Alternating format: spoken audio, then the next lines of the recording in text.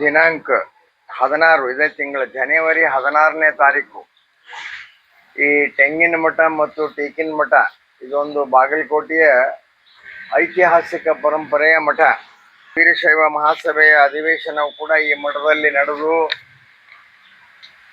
ಶಿವಯೋಗ ಮಂದಿರ ಸ್ಥಾಪನೆ ಮಾಡಬೇಕು ಅನ್ನುವಂಥ ನಿರ್ಣಯ, ಜೊತೆಗೆ ಬಳ್ಳಾರಿ, ಬಿಜಾಪುರ, ಬೆಳಗಾವಿ, ಬಾಗಲಕೋಟೆ ಮುಂತಾದ ಊರುಗಳಲ್ಲಿ ಶಿಕ್ಷಣ ಸಂಸ್ಥೆಗಳನ್ನು ಪ್ರಾರಂಭ ಮಾಡಬೇಕು ಅನ್ನುವಂಥ ಐತಿಹಾಸಿಕ ತೀರ್ಮಾನ ಆದದ್ದು ಇದೇ ಮಠದಲ್ಲಿ. ಅದರಂತೆ ಇವತ್ತು ಎಲ್ಲವೂ ಕೂಡ ಕಾರ್ಯನಿರ್ವಹಿಸ್ತಾ ಇರೋದು ನಿಮಗೆಲ್ಲ ಗೊತ್ತಿರುವಂಥ ವಿಷಯ.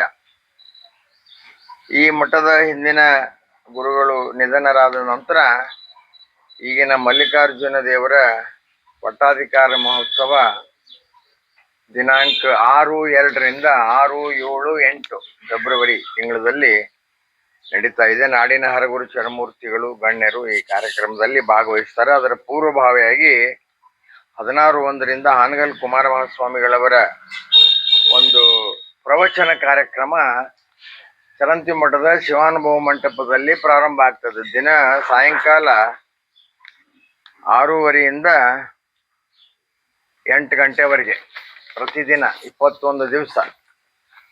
16ನೇ ತಾರೀಕಿಗೆ ಪ್ರಾರಂಭ ಆದಂಥ ಈ ಪ್ರವಚನ 5ನೇ ತಾರೀಕಿಗೆ ಮುಕ್ತಾಯಗೊಳ್ತದೆ.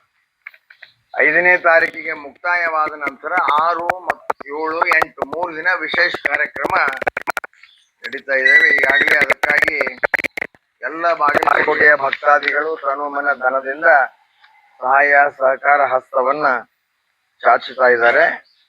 16ನೇ ತಾರೀಕು ಹಾವೇರಿಯ ಪೂಜ್ಯರಾದ ಸದಾಶಿವ ಮಹಾಸ್ವಾಮಿಗಳು ಪ್ರವಚನ ಪ್ರಾರಂಭದ ಸಾನ್ನಿಧ್ಯ ವಹಿಸಿ ಪ್ರವಚನವನ್ನು ಪ್ರಾರಂಭ ಮಾಡುವ ಕಾರ್ಯಕ್ರಮ ಮಾಡ್ತಾರೆ. ನಮ್ಮ ಚರಂತಿ ಮಠದ ಪ್ರಭುಸ್ವಾಮಿಗಳು ಹಾಗೂ ಇಲ್ಲಿರ್ತಕ್ಕಂಥ ಅನೇಕ ಎಲ್ಲ ಪೂಜ್ಯರು ಕೂಡ ಕಾರ್ಯಕ್ರಮದಲ್ಲಿ ಉಪಸ್ಥಿತರಿರ್ತಾರೆ ಅನ್ನುವಂಥ ಮಾತನ್ನ ಸಂದರ್ಭದಲ್ಲಿ ಹೇಳ್ತೇನೆ.